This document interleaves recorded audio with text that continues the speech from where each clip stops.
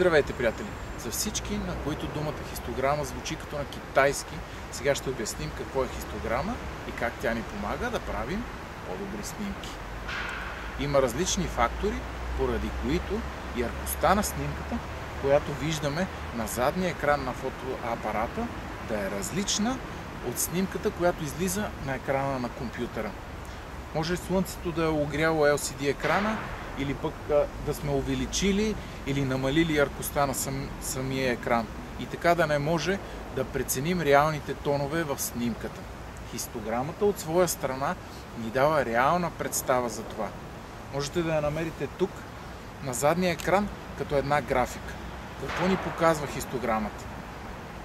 В лявата част на графиката са показани тъмните тонове на снимката. В средната част средните, а в дясната светлите.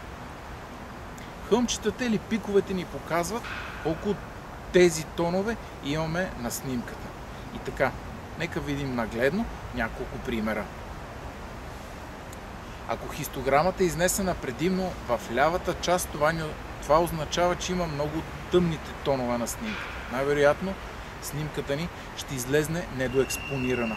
И обратно, ако хистограмата е изнесена предимно в дясно, това ни показва, че има много от светлите тонове на нашата снимка.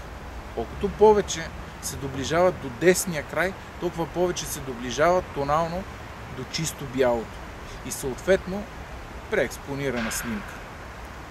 При случай, че хистограмата застъпва един от двата края, например светлите тонове, това ни показва загуба на детайл в съответната област. Чрез завъртането на горния селектор можем да коригираме хистограмата да се премести спрямо нашите нужди.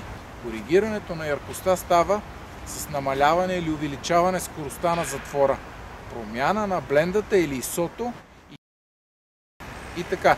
Надявам се разбрахте какво представлява хистограмата, как се разчита и как може да се коригира при нужда. И един последен съвет. Добра идея е да си включите предупреждението за светлите тонове на апарата. Намира се тук.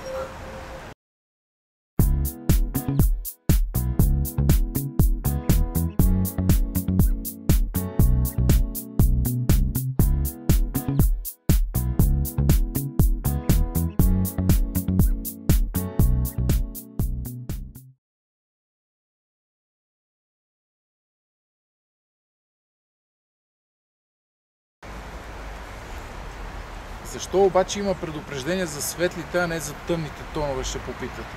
Това е направено, защото дигиталните снимки при постобработката може да бъде извадено като детайл, като информация доста повече от тъмните тонове, докато при изгорели светли тонове почти нищо не може да се направи.